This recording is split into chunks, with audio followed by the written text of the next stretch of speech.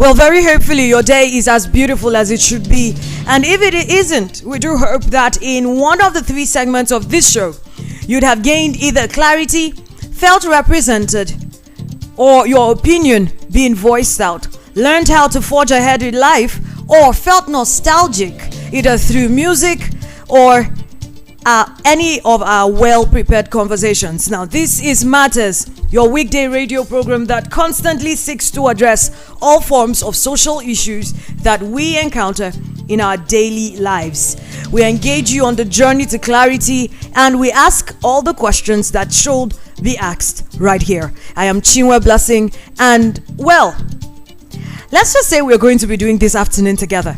We begin today on World Rounds with a very serious matter, which is the state of our nation's security.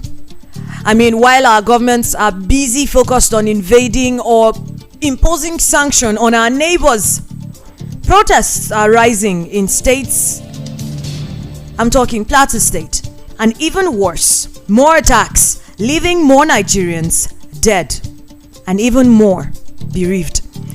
We have guests that will be joining us, and we do hope to shine light on the conversation and hopefully bring a solution that is long-lasting to these issues. Stay with us. Add us to your favorites. Add us to your favorites. And keep your browser locked. Keep your browser locked. Yeah, this station's got soul. Oh my God. Voice of the People, 96.1 FM, Abuja. Traveling to Lagos and desire a perfect getaway? Look no further than the luxurious accommodations at Airport Golden Tulip Hotel, number 42 Murtala Mohammed International Road, Lagos. Relax and unwind in our beautiful appointed rooms, featuring all the amenities you need for a comfortable stay. Now, whether you are traveling for business or pleasure, our attentive staff is here to ensure that your every need is met. We also offer complimentary pick-up and drop from the Lagos airport. Why not take advantage of our state-of-the-art fitness center, outdoor pool, and enjoy a delicious meal at our on-site restaurant? With stunning views, world-class service, and a prime location, Airport Golden Tulip Hotel is the perfect choice for your next vacation or business trip. So why wait? Book your stay today and experience the ultimate in comfort and luxury at Airport Golden Tulip Hotel. For bookings and reservations, please call 0815-8003-333 or 0815-7003-333. You can visit our website at airportgoldentuliphotel.com. Airport Golden Tulip Hotel, where luxury meets comfort. Believe me.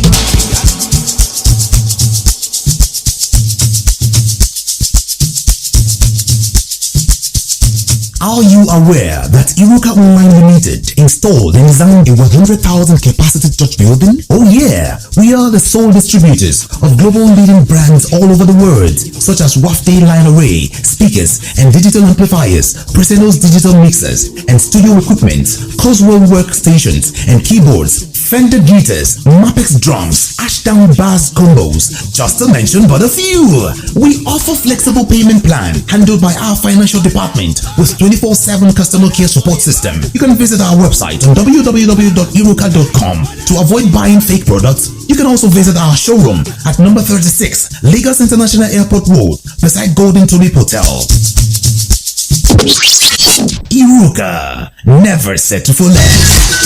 The award-winning pizza in the US is now here in Nigeria. Ladies and gentlemen, I present to you Romeo, the pizza champions, and Coldberry ice cream. Delight in every school. Visit any of our outlets and feel the rich taste from the pizza champions and Coldberry ice cream. At number 4, Ogbomosho Street, Area 8, Geriki, Abuja, or 3rd Avenue, Gwaripa, Abuja, or Federal Housing Estate, Phase 2, Lube, Abuja.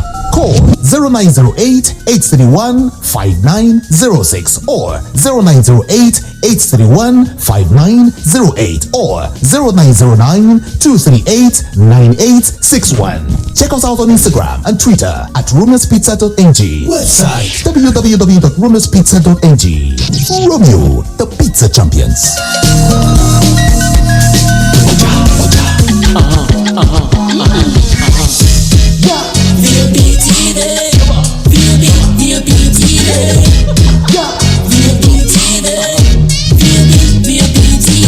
We have been serving you hot and fresh content on radio, and you have been loving it. Now we're taking it further.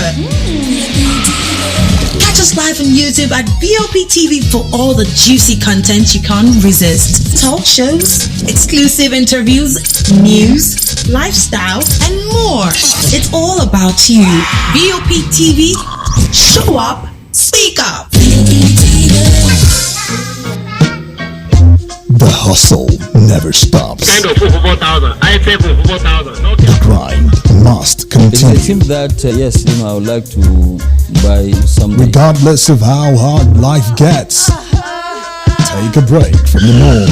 Let's face life issues head on. From alcoholism to obesity, entertainment and lifestyle. Surgery does still go wrong. Everything that matters on Matters. Mondays to Fridays, 12 to 3 p.m. on Voice of the People, Abuja, because your voice matters.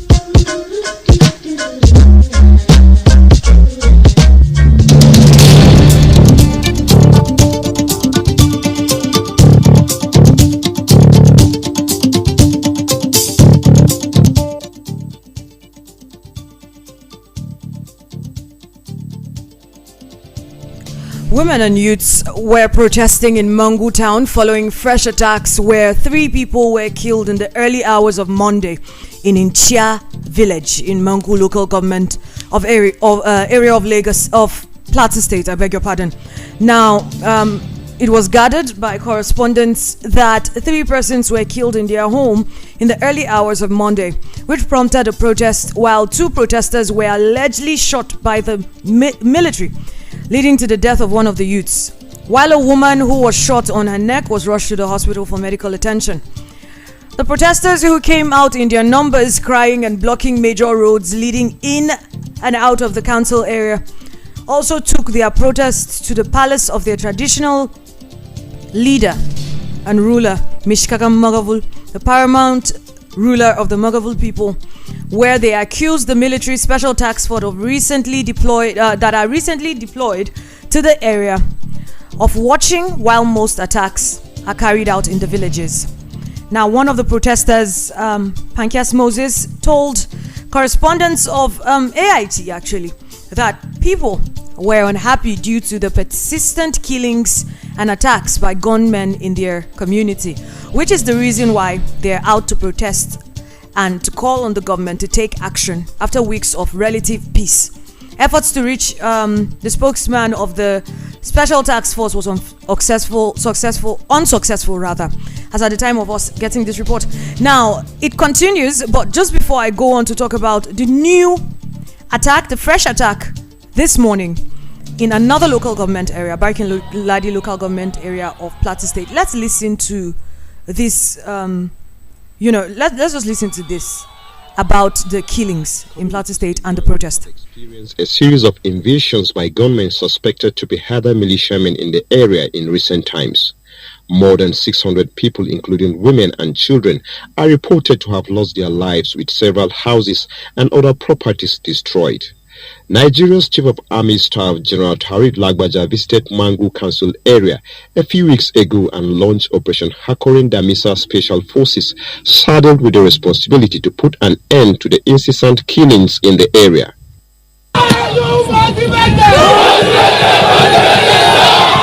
The presence and efforts put forth by the Operation Safe Haven operatives, together with the troops of Operation Hakorin Damisa for weeks, calmed the killings and counter-killings until the latest Sunday midnight attack that claimed 4 lives again. The women accused the military of not putting in place proactive measures to secure farmlands and protect vulnerable groups from incessant attacks. They are killing us like animals! authorities are not even helping. Are we not Nigerians? Is there security in Plateau State? The government should come to our help. We are tired of all these things. Yes, we don't want them anymore. We don't want them. We don't want the soldiers. Let them be withdrawn. We chatted with a security expert on whether the call for the withdrawal of the soldiers as demanded by the protesters was the best at the moment. Scrapping off the special task force is not the remedy. Rather, there should be additional effort, added to what is on ground currently. If you scrap it off, whatever system you are setting up will have to take time to build structure before they can reach out and do the work of security. So as it is, the Air Force needs to come, the mobile police needs to join hands, the police on ground needs to join hands, civil defense, all hands must be on deck to make sure that there is a new vision that will provide security on the plateau. The army authorities are yet to respond to the allegations brought against them by the locals.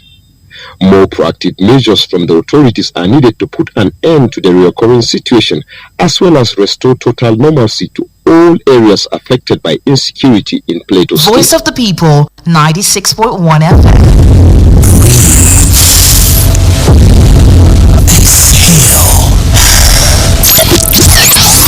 Take some time off that busy schedule. Let the music play on. Voice of the People, 96.1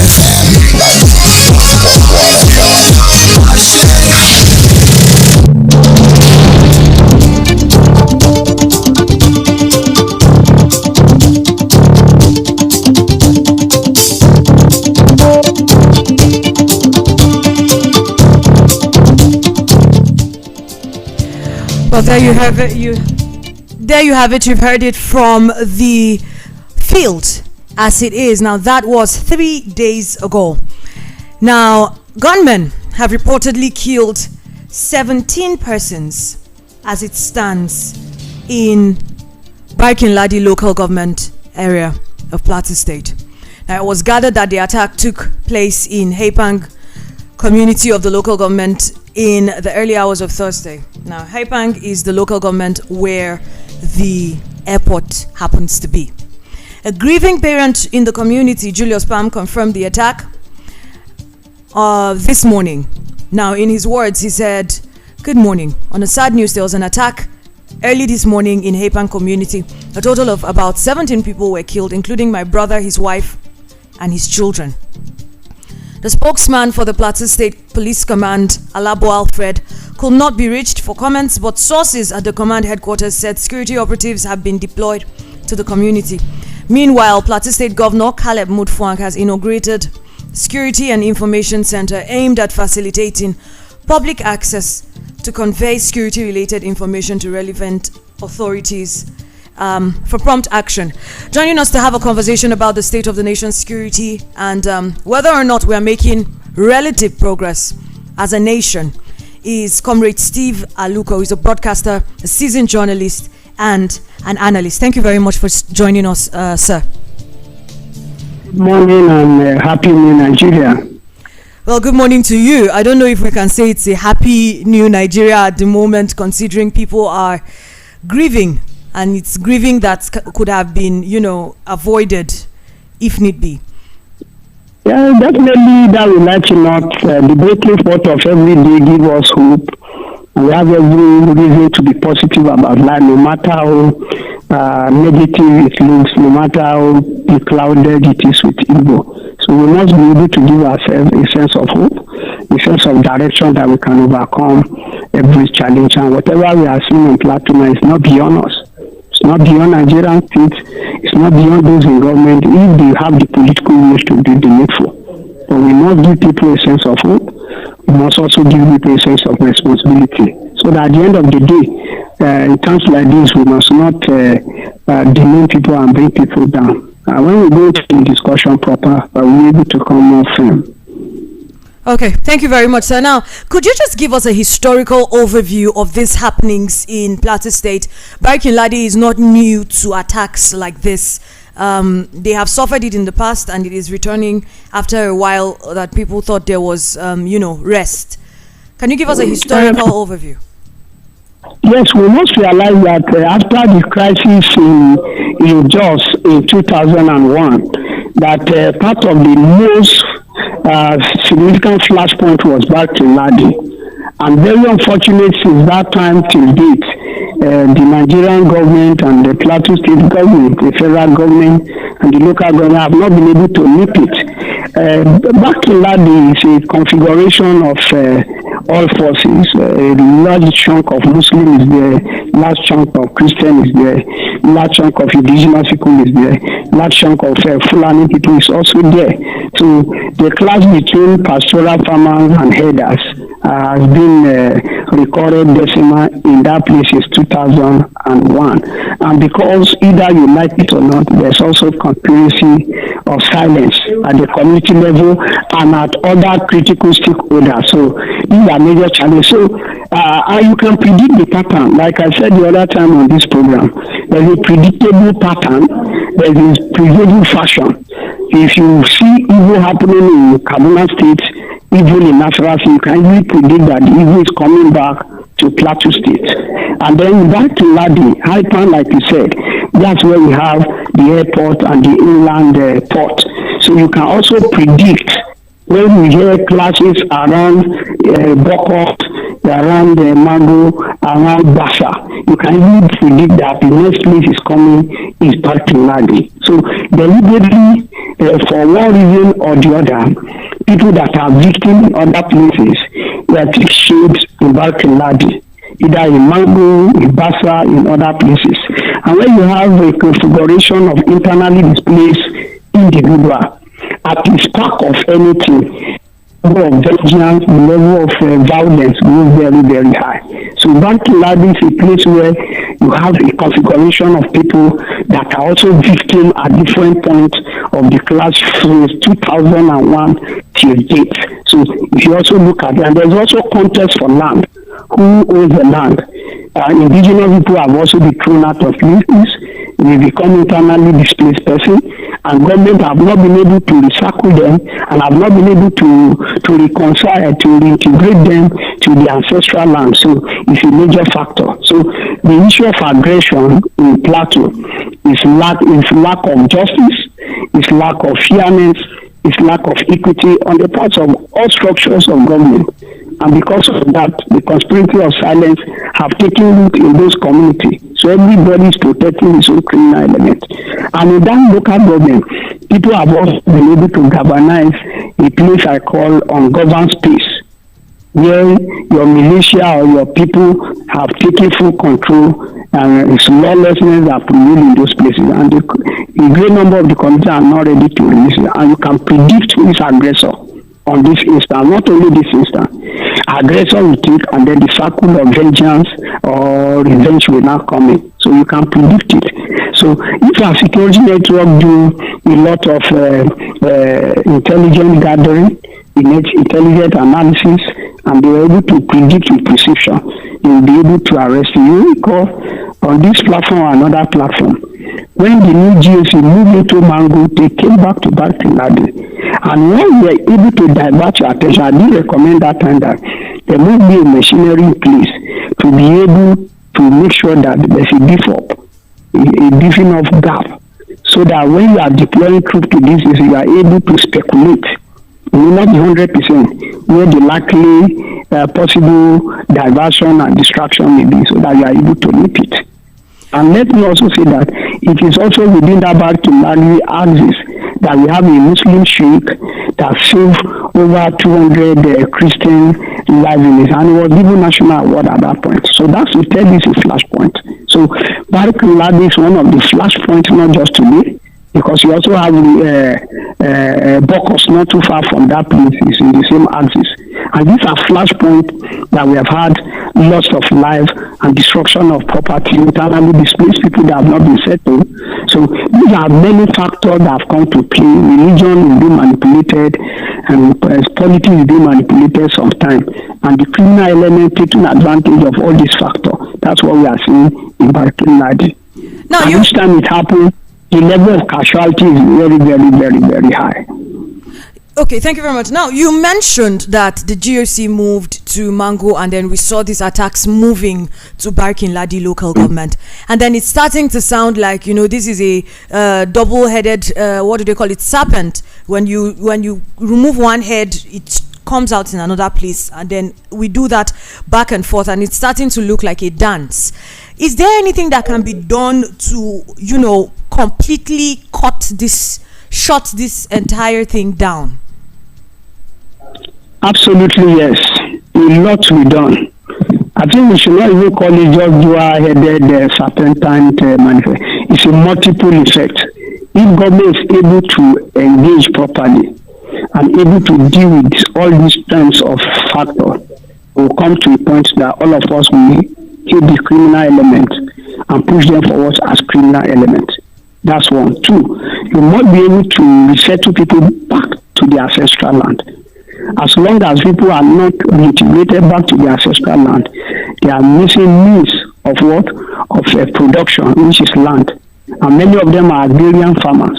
So if they don't have access to their land, they will be embittered.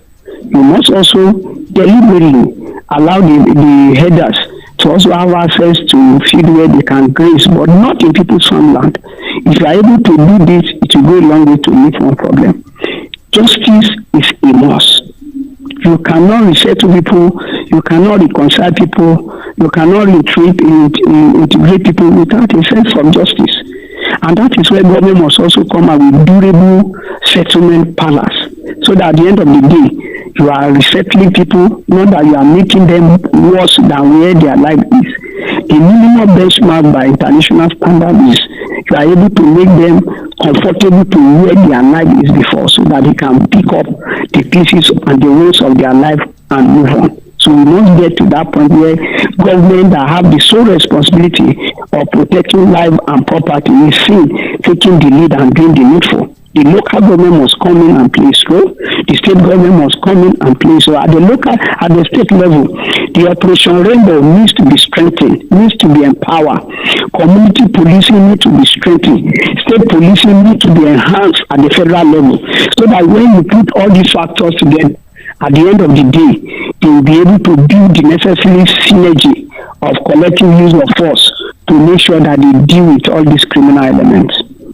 All right, so now you did mention that people should be people should be allowed to go back to their ancestral lands. What are the challenges stopping people from returning to their ancestral lands after these attacks? It is the lack of the political will on the part of the government. Yes, this government is new, but previous government have not been able to do that. A set of white paper, and a set of different commission of inquiry, make it to be commission of inquiry at federal level, at the national level, national assembly level, at the state assembly and the local government, and they have recommendation. How is it possible that government will not implement a statement out of the recommendation? Then why did you set up the committee in the first place? So number one is lack of political will. If those in corridors of power have the political will to do the needful, to call evil evil and to call good good, believe me, this circle will be broken.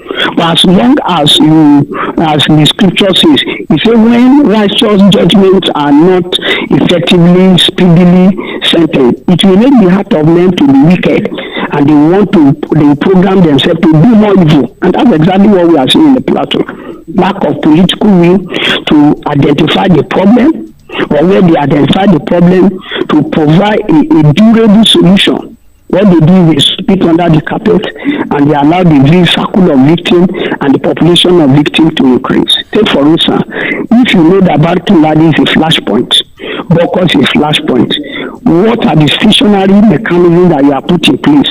Instead of moving people from Plateau, from Jos to those areas, you should have a buffer zone where people can easily take either preventive measure to prevent the crime, rather than allow people to commit the crime and still escape. And that's another aspect. Increasingly, people come as aggressor, they kill, they destroy, and they still go scot-free. So we must be able to have effective machinery, building synergies together at different levels, community-based, and make sure that you integrate even the civilian into the security architecture so that they are able to give you necessary information what to do and what to act and how best to do. Prevention mechanism is the best. Well, kindly break down. Yes, comrade, are you there? Yes, I'm with you. Please, could you help us break it down to the lowest, the barest way, dumb it down for us? When you say lack of political will, I mean, someone would think it's as easy as, okay, there was an attack, you ran and you left your land and you left your homes. Can't you just come back to it after it has been dispersed? Or is there anybody stopping them from going back? These regions that have once been attacked, have other people are there resettlers there? And who are the people that have moved in there, if that is the case? There are instances where ancestral land is being occupied by the aggressors to date. And some of them having their cows in some of the land.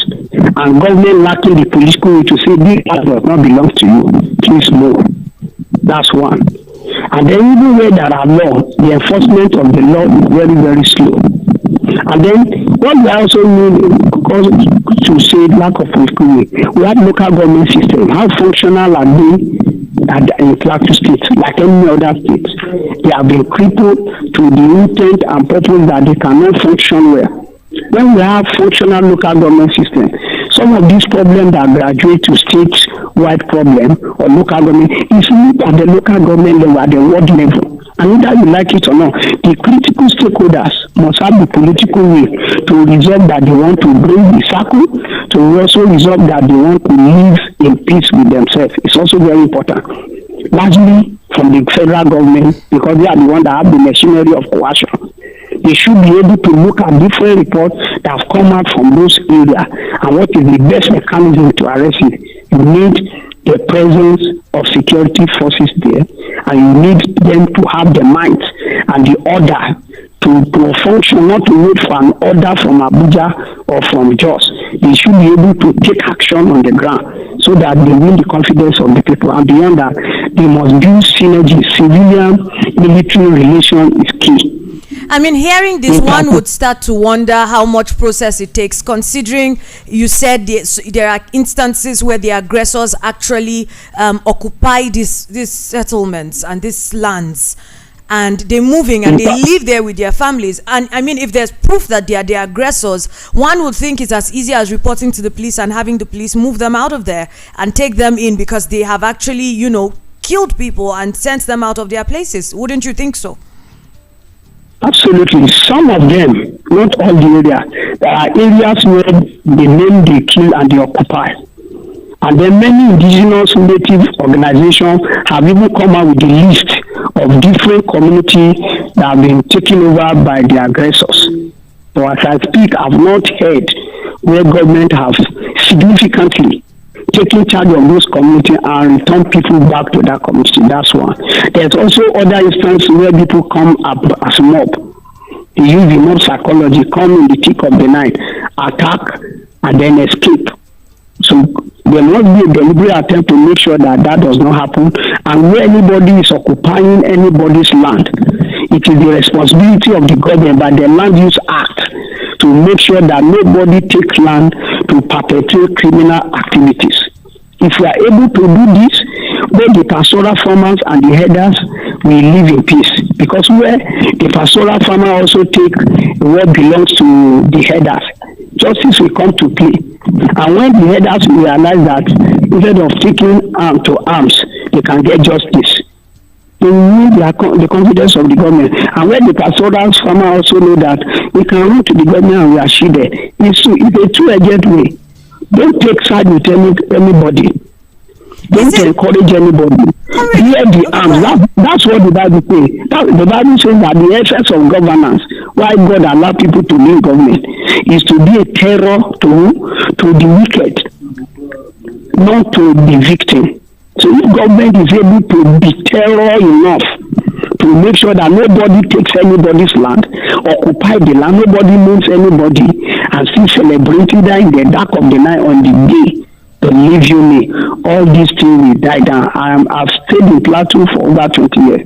They are peaceful people, they are peaceful loving people, but Government need to create that credible environment to deepen tolerance, to deepen relationship, and to deepen tranquility is very, very important. This is where the government is missing.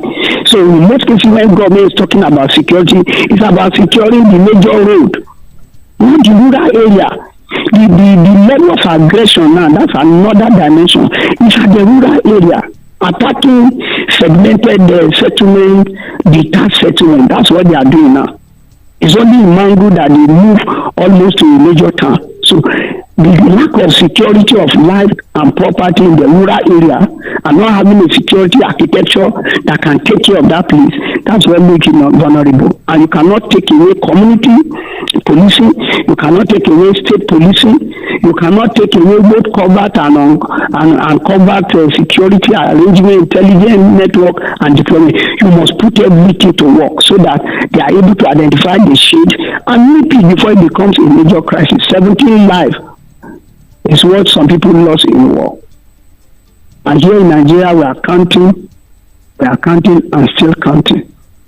So governments should be seen to be a terror to the people. So as long as government is not becoming terror to the aggressors, they will multiply, they will get emboldened, and criminality will grow, and all of us will be victims.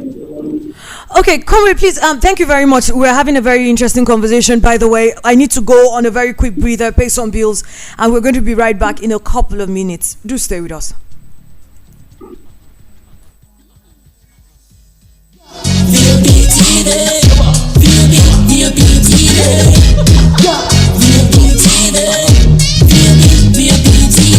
We have been serving you hot and fresh content on radio, and you have been loving it. Now we're taking it further.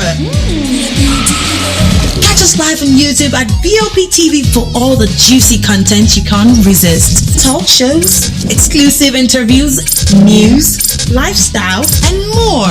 It's all about you. BOP TV, show up, speak up. The award-winning pizza in the US is now here in Nigeria. Ladies and gentlemen, I present to you Romeo, the pizza champions, and cold berry ice cream. Nice in every school. Visit any of our outlets and feel the rich taste from the pizza champions and cold berry ice cream. At number 4, Ogbomosho Street, Area 8, Geriki, Abuja, or 3rd Avenue, Gwaripa, Abuja, or Federal Housing Estate, Phase 2, Lube, Abuja. Call 0908-831-5906 or 0908-831-5908 or 0909-238-9861. Check us out on Instagram and Twitter at rumourspizza.ng. Website www.rumourspizza.ng. Romeo, the pizza champions.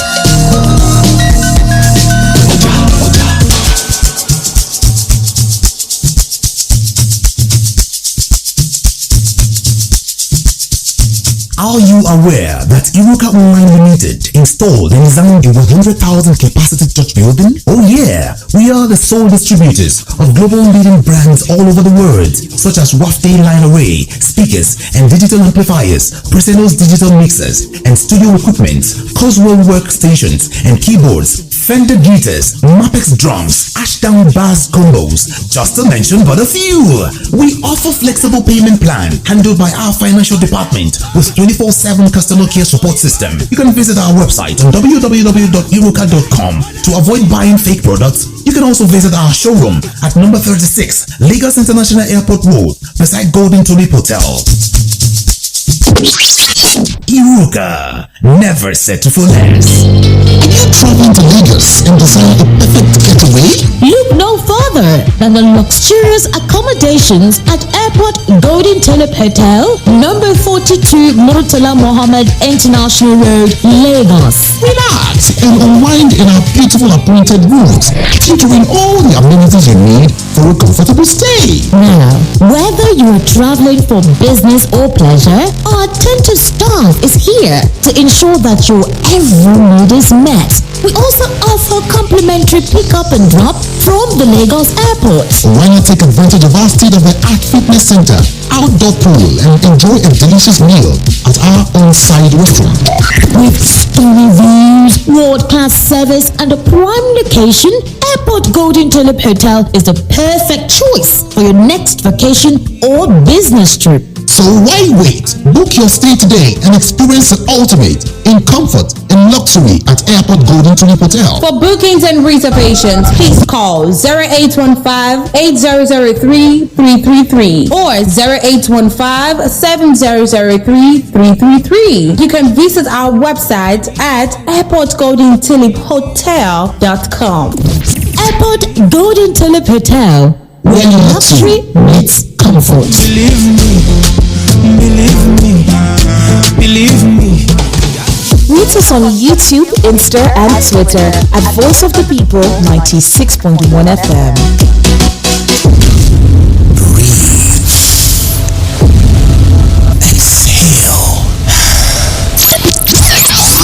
Take some time off that busy schedule. Let the music play on. Voice of the People, 96.1 FM. 96.1 FM. This is not just another radio on your dial. This is Voice of the People, 96.1 FM, Abuja. The hustle never stops. Kind of 4,000. I say 4,000. The grind must continue. It seems that, yes, I would like to buy something. Regardless of how hard life gets, take a break from the norm. Let's face life issues head on. From alcoholism to obesity, entertainment and lifestyle. Plastic surgery does still go wrong. Everything that matters on Matters. Mondays to Fridays, 12 to 3 p.m. on Voice of the People, Abuja. Because your voice matters.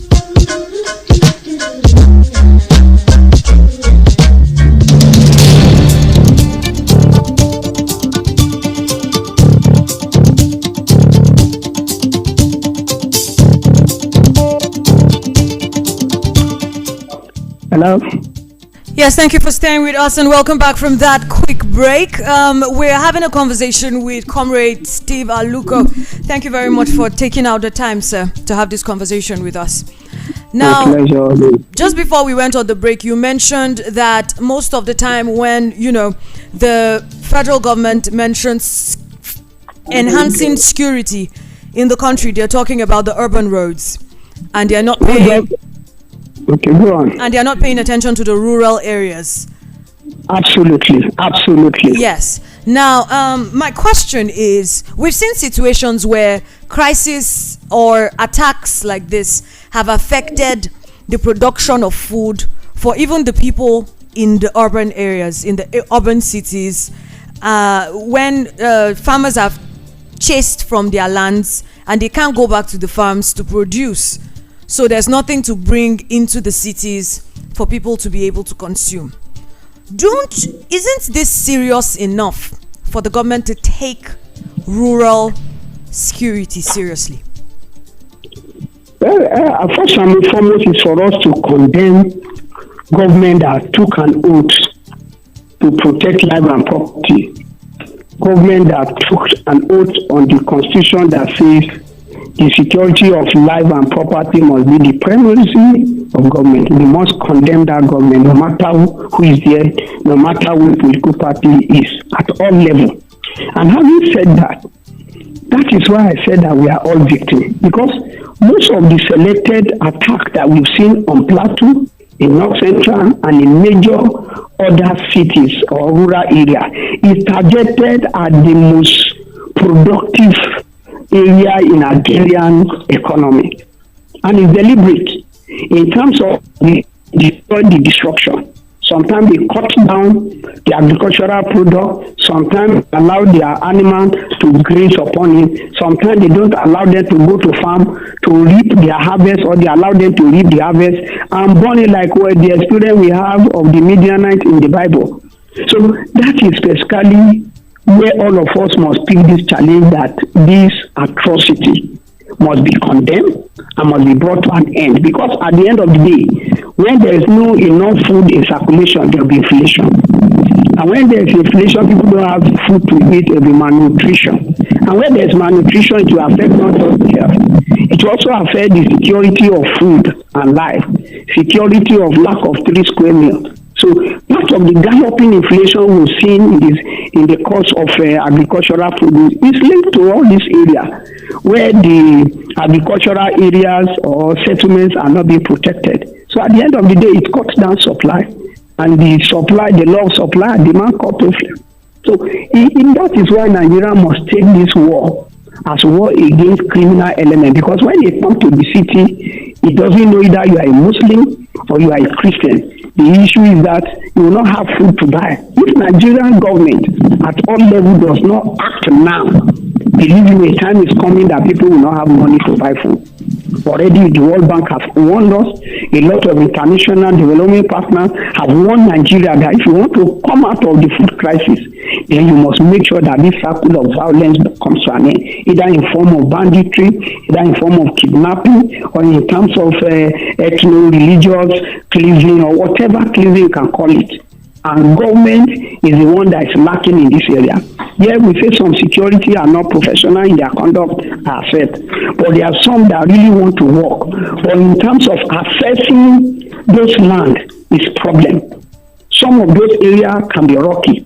And when you don't have access to a rocky area or a valley, how do you access it? So these are multifaceted problems that we must integrate rural population and rural security as our prime focus of going out. Okay, look at the one that happened in Haipan, close to the airport.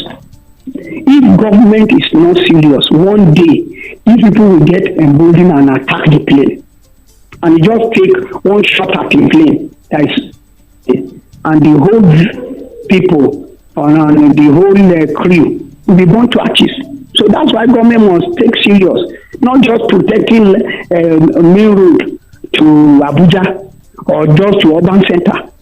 The real insecurity now is in the rural area, and that is why people must go in rural area in Plateau State. There are former House of Assembly members that have been killed. You link it to what is happening in the Southeast. The same thing. When we hear people unknown government, unknown this thing doing that, it's in the rural area where they have become a law unto themselves, where the culture of impunity reigns squarely, and that is why we must condemn any government that is not protecting life and secure life and property. We must condemn any form of government that is not bringing justice to fear in this field, because that is the only way. Are you a religious person, be you a Christian or a Muslim? Come out now and condemn, because all of us are vulnerable. Because we can be in that place, we can be in that rural area, and when victims graduate and gather themselves in the urban center, that's what led to 2001 crisis in Just Not. All the victims in neighboring states converged in Just Not, and at the spark of the trouble, everybody was in ruin. Comrade, I do have a question to ask. Now that we have had this conversation, we've made it very evident some of the issues and the importance, of securing our rural areas. What would we then say is the challenge that the authorities are having in addressing this? Can we say that they do not know the importance of the the rural areas as put side by side the rural areas and securing securing these places and lives and properties? Number one is lack of the political will to develop the rural area, political will to employ more security personnel, political will to also develop them so that at the end of the day you build their capacity to act. Lack of political will to go for technological innovation in protecting life and property. So development is also key to also availing the state and other states of this problem. Where there is development, it will be difficult for people to come in the night and raid the town if there is light, because you'll be able to see the criminal element from where they are coming from. That's one. Economic policies are another thing. Economic policy that does not give life to the poor, that promotes rural poverty and urban poverty. At the end of the day, you provide recruitment-based ground for criminal element to pay people to go and maim, to go and kill, to go and destroy. So thirdly, issue of drug, where substance abuse is much. When people act under the influence of substance abuse, they can even kill their own mother. So it's a lot of facet that the government must sit down and do the move. And I can tell you it's not new. All these things that we're saying is not new. It is in previous report. It is also in recent reports of what government can do. But deliberately, I'm using this word. Deliberately, government is not doing it. The way they secure their wife, the way they secure their children, the way they secure themselves. If they translate a quarter of it to the rural area, believe you me, all this problem will come to an end. These criminal elements are taking advantage of the vulnerability of the rural population and the agrarian public or doing cattle rostering, so that at the end of the day, you will make the yes man to think he's a pastoral farmer that does this, or you make the pastoral farmer to think he's this thing. If government goes to the ground very well, they can meet this problem. Where are the rangers that are supposed to comb the forest? Most of our forests have become criminal center, where this criminal element becomes law unto themselves. They kidnap, they rape, they do all sorts of things in these areas. So will government tell me that they don't know? And let me tell you, in the case of Plateau, there is always rumor, there may be report that attack will come in so place. If the government deploy the necessary tool, believe you me, even if these people come, you will need some of them, and you will reduce the madness and the craziness in those people. If you are able to catch them and meet some of them, if you can't catch all, that's a sizable number, you see that everything will reduce. Comrade, but when government sleep on their own responsibility to their citizens, this is what we see. Do you agree to the school of thought that says there's a political undertone to all of these attacks and the repetitiveness of them? You cannot, that's why I say it's multifaceted. You cannot rule it away, but you must also not overgeneralize it. If you say it has political undertone, which politician is the one sponsoring it? Which of the party does it belong? You have not been able to arrest anybody, and people are saying you have political coloration and the rest of it. For that assertion to hold it water, be able to prove with all scientific proof, so person that belongs to this party is one doing it, and be able to establish his view. Of course, you cannot rule away violence merchant, people that make colossal gain out of destruction of life and property. But it is the onus and the duties on government to use state machinery to identify such people, and they should be dealt with. Government cannot be saying it's political undertone and you are not able to meet it. If you cannot meet with them, leave the government house and let people that can meet the problem come to be. So it's as simple as that. So it's multifaceted, and the approach and solution to it must be multifaceted. So that's what our position is. Until the fundamental right of Nigerians become the priority of governance, the sacredness of life becomes the basis of governance, we will not get it. Let one governor be attacked, you will see how they will raid the forest and bring out people. Let his wife be kidnapped or his brother is calling. This is what we are saying. If we deploy the same enforcement mechanism and we deploy everything, believe me, this problem is not beyond Plateau. Well, we don't hope that happens. We hope that does not happen. Actually, now moving on to the last, we are in the wrapping up stage of the show. We have a few more minutes left. Women and youth protested 3 days ago in Mangu local government. Now we know that Mangu has recently been facing lots of attacks, series of repeated attacks back to back. What are your general thoughts on the protest in Mangu? Do you think it helps in any way? Number one, you say it should not happen, it should not happen. I can tell you it will happen. How did Afghanistan fall? Is it not the culture of impunity that encourage the other militant people to take over Afghanistan and the rest of it? And this is where Nigeria is going. If we don't want our story to become like that, where they be kidnapping governors, senator, and the rest of it, this is the time to work. Because once you allow them to be killing poor people, and you do protect them, it's a matter of time. Look at the place you mentioned, the airport. That means the airport there is not safe. Okay, beyond that, what can we do and what is the essence of the project? It is a welcome development. Our constitution recognizes it. People have the right to protest for government to do the needful. And when that protest is on, it should be peaceful. And then look at the agitation, the different things they write on their placard and the rest. If government is mindful of this, it will help. But what do we have? Government will name some of them. We've had instances where people shoot into the crowd, tear gas them instead of listening to their aspirations so that you can win their trust and their confidence. So protest is a legitimate tool in making different dissenting view in different communities. So it's a welcome. It has shaped a lot of things. Obasanjo will not have come to Plateau State during his tenure if there was no protest. No government will have listened to the level of destruction of life and property without protest. So protest is a welcome development as long as it's peaceful, as long as it's issue-based and issue-directed. Well, it has helped in many communities. The protesters were heard chanting that, the security operatives should leave. They should leave Plateau State. And we do know that, of course, the GOC moved to Mangu. And so far, at least, there has been a reduction in the, repetition of these attacks. Do you agree with what they're asking for? Or do you at least understand where it's coming from? Number one, you ask, how come they clap for them yesterday? They sing the Sana yesterday, and now they are singing a different tune. Give them a listen here. Is it that you are brought other troops that are not being professional? Is it that you are brought troops that are selective in their justice? So that's it. If you are in Basa local government, at a point they say they don't want to see military presence because of some level of complicity in their role. But when they were able to play their role professionally, the community welcomed them.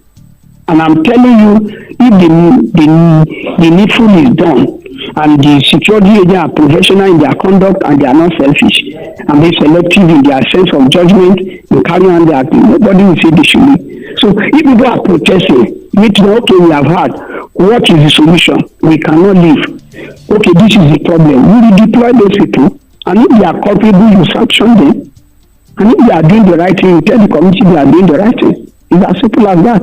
Everybody applauded the Jews when they moved into Mangu, and that have helped to reduce some level of atrocity in that area. So if people are now singing a different tune, give them a listening ear. That's the problem of governance in this country. We think we know it all, and we are not ready to listen to people. And when people are protesting, you say they are not supposed to protest. Protest is a welcome development. Where government is not responsive, where government is not sensitive, where government is not protecting, where government making its own citizens vulnerable. Protest is a necessary tool to call the attention of the international world and to call the attention of the local world to what is happening in different localities across Nigeria, not just Plateau State. So I believe in protest. I have led protest before, and it should be against my belief to pick against protest. Protest is what we know, except if you are looking for people to bear up arms like Boko Haram. We also see government listening to people that are criminal element now. Well, we can't encourage people to do that. If you don't want to encourage them, then listen to the ones that are protesting peacefully and have good mechanism with them through their traditional religious institution. Engage them critically, win their confidence. That means there's betrayal of trust and there's deficit of trust. So you strategize on how to win their trust. You win their trust, and that's means. And if they are able to point at some people playing, call people, you sanction those people and let the whole world know you are punishing these people because they have done it, because it will deter other people from carrying all those negative consequences within either the security forces or even the traditional setup. So both informal and formal repression must be dealt with. And people must also know that you are not licensed to kill the innocent. You are licensed to kill the aggressor. You cannot leave the aggressors in the forest and come and kill people in the center of the city and you think people will clap for you. It's not done. People should, in fact, my advice is that the security agencies on the Plateau should activate what I call alternative dispute resolution mechanism. You should be able to have it as part of your template. Well, while you're talking about that, could you just quickly just put it together with this question so that I know that you're dealing with that matter completely? Any existing initiatives or measures in place to prevent and address such things from happening in the future? So put it together with what you're saying. We have the Plateau Fuel Diesel Agency, and in all fairness, they've done their best. in terms of limited resources that they have, in terms of limited space that they have. Government of Plateau should embolden them, give them enough resources to do the needful. And government should also listen to them when they raise security alarm. That's one. Two, at the level of the security agency, they should be able to have their own disciplinary mechanism that will be open, accountable, and transparent to the people. So that at the end of the day, people will know that anybody that is wearing the uniform of Nigeria Army or police or any of the parastatal, security parastatal, can be held culpable if he commit crime against humanity, crime of impunity, crime of lawlessness, crimes of killing and maiming innocent people. If this is done, I'm telling you that it will win the confidence of the people and they will give them necessary backing and information. So the principle of alternative dispute resolution must be activated at different from the ward level to the state level, so that even at the ward level, problem can be addressed between herders and pastoral farmers, not necessarily degenerating to a greater loss of life and property. Thank you very much, comrade. Now, I'm just going to ask you the last question. Of course, your closing. What do you have to say in closing? Per both of the situations we've spoken about, both the Mangu protest and the attacks again in both Mangu local government and Barkin Ladi local government. Number one is to appeal to the people should learn to stay peacefully. Number two is for government to be responsible to their act. The essence of governance is to protect life and property. And any government that cannot protect life and property, the government should cease to exist and let people that have good heart to come in. Thirdly, the security forces must have a reward and sanction process. Those that are doing the right thing should be rewarded, and those that are doing the bad eggs among them, they should be sanctioned and dealt with. And above all, let there be maximum, continuous, sustainable peace education, sustainable peace education, sustainable peace awareness, and link it to development. And let government be seen to be acting timely. Before we do this for 3 months, you see that it will die off. So wait for the criminals, dealt with them, and let the innocent be let to rest in their peace of their comfort and their land. And those in IDP center, make sure that you create a enable environment to do what? To resettle them in their ancestral farmland. Give them emotional balance, psychological balance, physical balance, and moreover, they easily go back to farm and make sure that they do not suffer in abject poverty. Thank you very much, Comrade Steve Aluko, for joining us, and thank you so much for your time and your very, very kind words. We're really grateful for every time you come up on the show. Thank you, and my best regards to all Nigeria. Thank you very much, sir. Now, as we conclude this sobering discussion, our hearts goes out to the affected families and the Plateau community. The tragic loss of lives underscores the urgency of addressing insecurity. Let us unite in solidarity against violence of all kinds, supporting those who mourn and advocating for peace. This is a reminder that we must collectively work towards a safer, more harmonious future. Thank you for joining us on World Rounds today in shedding light on the distressing incident in Plateau State.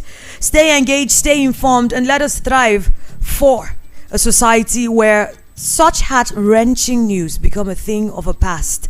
I'm Chinwe Blessing, and like I always say, if it affects one Nigerian, it affects every single one of us. Let's do our part in nation building today. Of course, matters continues, and the issues we're looking at moving on today. Well, on Formula U, I'm having a conversation with you about quantum law.